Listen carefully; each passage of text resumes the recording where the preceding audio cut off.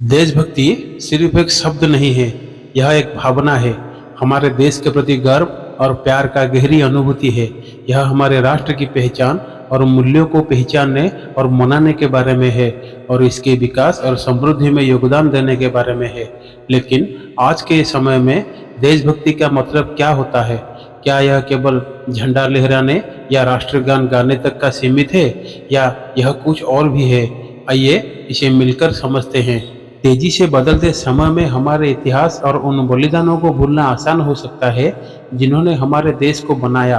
देशभक्ति का मतलब है हमारे इतिहास को समझना, हमारे नायकों को सम्मानित करना और उन विविध संस्कृतियों को अपनाना जो हमारे देश को खास बनाती है। यह हमारी उपलब्धियों पर गर्व करने और उन चुनौतियों को हल करने के लिए अथक प्रयास करने के बारे में है जिनका सामना हमें ही करना है। इस वीडियो के दौरान हम एक ऐसी प्रेरणादायक कहानी पर चर्चा करेंगे जो हमारे देश के लिए सिर्फ 23 साल की उम्र में बिना डरे फांसी पे चढ़ गए थे और देशभक्ति का आदर्श प्रस्तुत किया था। आज हम जानेंगे कि हम अपने देश के विकास में कैसे योगदान दे सकते हैं और आज के संदर्भ में सच्चे देशभक्त होने का मतलब क्या है, इस पर विचार करेंगे। तो स्वागत है आप सबका हमारे stories of dreams Hindi YouTube channel पर, जहां हम आपके लिए लाते हैं मजेदार और अनसुनी कहानियों का खजाना। शहीद भगत सिंह भारतीय स्वतंत्रता संग्राम के सबसे प्रसिद्ध और प्रेरणादायक नेताओं में से एक थे। उनकी वीरता और देशभक्ति की कहानी ने पूरे देश को एकजुट किया और भारतीय स्वतंत्रता आंदोलन को एक नई दिशा दी। भगत सिंह का जन्म 28 सितंबर 1907 को पंजाब के बंगा गांव में हुआ था, जो गांव बंटवारे के बाद अब पाकिस्तान में है। उनके परिवार में देशभक्ति का गहरा असर था। उनके पिता किशन सिंह और उनके चाचा अजीत सिंह ने स्वतंत्रता संग्राम में भाग लिया था। बचपन से ही भगत सिंह के मन में भी स्वतंत्रता की ज्वाला जल रही थी। भगत सिंह की पढ़ाई के दौरान ही उन्होंने भारतीय राजनीति और समाज की समस्याओं को समझना शुरू किया। 1920 के दशक में जब महात्मा गांधी ने असहयोग आंदोलन शुरू किया, तब सिर्फ 13 साल की उम्र में भगत सिंह ने भी अपनी शिक्षा के साथ साथ स्वतंत्रता संग्राम में सक्रिय भूमिका निभाना शुरू कर दिया। भगत सिंह ने अपने क्रांतिकारी विचारों के माध्यम से अंग्रेजों के खिलाफ संघर्ष किया। उन्होंने हिंदुस्तान सोशलिस्ट रिपब्लिकन एसोसिएशन में शामिल होकर अंग्रेजी हुकूमत के खिलाफ कई क्रांतिकारी गतिविधियों में भाग लिया। उनकी प्रमुख योजना में से एक साइमन कमीशन के खिलाफ हमला करना था, क्योंकि इसमें कोई भारतीय सदस्य नहीं था। भगत सिंह और उनके साथियों ने लाला लाजपत राय पर हमला करने वाले पुलिस अधिकारी जॉन सैंडर्स को हत्या की, क्योंकि वे मानते थे कि लाला राय की मौत के जिम्मेदार वही था। इसके बाद भगत सिंह और उनके साथी राजगुरु और सुखदेव ने ब्रिटिश सरकार को एक मजबूत संदेश देने के लिए केंद्रीय विधानसभा में एक बम फेंका।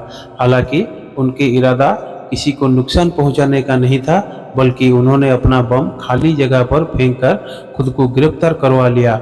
उनके द्वारा फेंके गए बम का उद्देश्य सरकार को जगाना और उन्हें उनके खिलाफ उठ खड़ा होने की चेतावनी देना था। भगत सिंह, राजगुरु और सुखदेव को 23 मार्च 1931 को फांसी दे दी गई, जबकि भगत सिंह सिर्फ 23 साल के थे। उनकी शहादत ने पूरे देश को झंझोर कर रख दिया और उनके बलिदान ने स्वतंत्रता संग्राम को एक नई ऊर्जा दी। भगत सिंह का आदर्श और उनका साहस आज भी युवाओं को प्रेरित करता है। उनकी शहादत की कहानी एक स्पष्ट संदेश देता है कि देश की स्वतंत्रता के लिए महान बलिदान की आवश्यकता होती है और हमें अपने देश के प्रति अपनी जिम्मेदारियों को समझना और निभाना चाहिए। इसीलिए भगत सिंह की देशभक्ति की कहानी भारतीय स्वतंत्रता संग्राम की एक महत्वपूर्ण कड़ी है और वे हमेशा हमारे दिलों में जीवित रहेंगे। भगत सिंह का जीवन केवल संघर्ष और बलिदान की कहानी नहीं है, बल्कि यह राष्ट्रवाद, क्रांतिकारी सोच और समाज में बदलाव लाने की प्रेरणा भी है। उनके विचार और कार्य आज भी हमें प्रेरित करते हैं कि हम अपने देश के प्रति अपनी जिम्मेदारियों को पूरी ईमानदारी से निभाएं। भगत सिंह का मानना था कि केवल राजनीतिक स्वतंत्रता ही काफ़ी नहीं है, समाज में समानता और न्याय स्थापित करना भी जरूरी है। उन्होंने अपने लेखों और भाषणों में यह स्पष्ट किया है कि केवल अंग्रेजों की सत्ता को समाप्त करने से स्वतंत्रता नहीं मिलेगी, बल्कि एक नई समाज की स्थापना भी आवश्यक है जो सभी नागरिकों को समान अवसर और अधिकार दे सके। भगत सिंह ने अपनी पढ़ाई के दौरान ही अपने विचारों को विस्तृत रूप से समझा और समाज की बुराइयों पर ध्यान केंद्रित किया। वे मानते थे कि शिक्षा से ही समाज में बदलाव आ सकता है और लोगों को अपने अधिकारों और कर्तव्यों का एहसास हो सकता है। उन्होंने अपने लिखों और विचारों के माध्यम से लोगों को जागरूक किया। भगत सिंह ने अपने विचारों में सामाजिक न्याय और समानता की आवश्यकता पर बल दिया। उन्होंने जातिवाद, गरीबी और सामाजिक असमानता के खिलाफ संघर्ष किया। वे चाहते थे कि स्वतंत्रता के बाद एक ऐसा समाज बने जिसमें सभी वर्गों और धर्मों के लोगों को समान अधिकार और सम्मान मिले। भगत सिंह और उनके साथियों ने क्रांतिकारी आंदोलन को एक नई दिशा दी।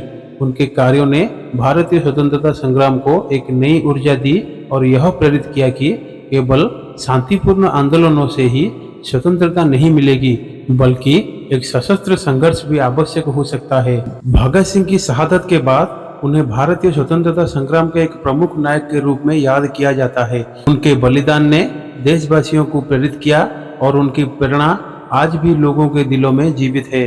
भारत सरकार ने उनके सम्मान में कई स्मारक, कॉलेज और संस्थान स्थापित किए हैं। 28 सितंबर को उनकी जयंती और शहादत दिवस पर पूरे देश में श्रद्धांजलि अर्पित की जाती है। उनकी कहानी से हमें यह सीखने को मिलता है कि देश की स्वतंत्रता और समाज के सुधार के लिए हमें साहस, समर्पण और अपने सिद्धांतों के प्रति ईमानदारी से कार्य करना चाहिए।